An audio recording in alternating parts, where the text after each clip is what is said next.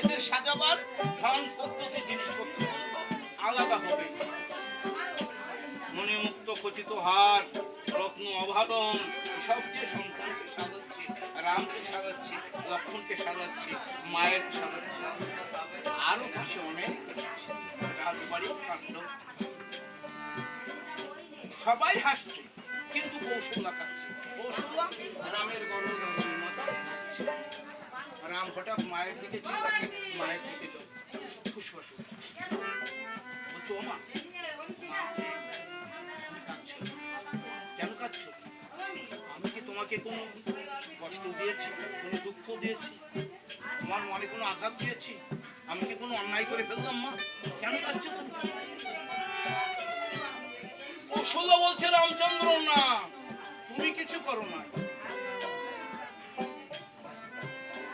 তবে শোনো রামচন্দ্র, সন্তানের কাছে পিতা মাতা তো উভয় সমান নাকি?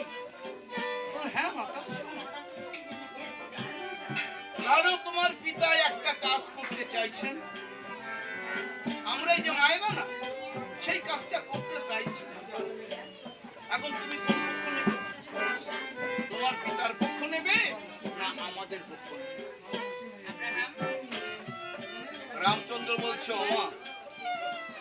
মা পিতা তো শুধু আমার শ্রদ্ধেয় ব্যক্তি নয়, পিতা তোমাদেরও শ্রদ্ধেয়। আমার পিতার অর্ধাঙ্গিনী, শুধু অর্ধাঙ্গিনী নয়, সহধর্মিনী, শুধু জায়া নয়, তার অনুসারীও। পিতা যদি কোনো কাজ করে ফেলে, পিতা নিশ্চয়ই মন্দ কাজ করবেন না। যদি ভালো কোনো কাজ করে ফেলেন বা কোন রকম শর্তে আবদ্ধ হয়ে কিছু করেন বা প্রতিজ্ঞা এই ধরনের কিছু করে ফেলেন, তাহলে সেই প্রতিজ্ঞা ধর্ম রক্ষা করে তো তোমাদেরও কর্তব্য। কৌশল্যা বলে,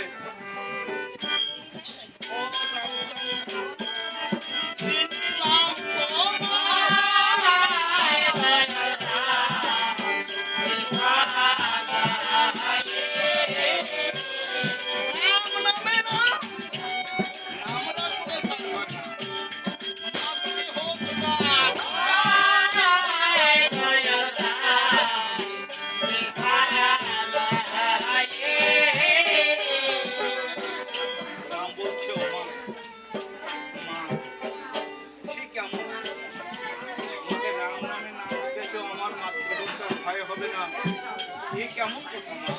বলছে হ্যাঁ, রাম নামে নাম রাখলে মাকে হত্যা করা তাদের পক্ষে কোনো অসুবিধা নেই। পরশুরাম ছিল,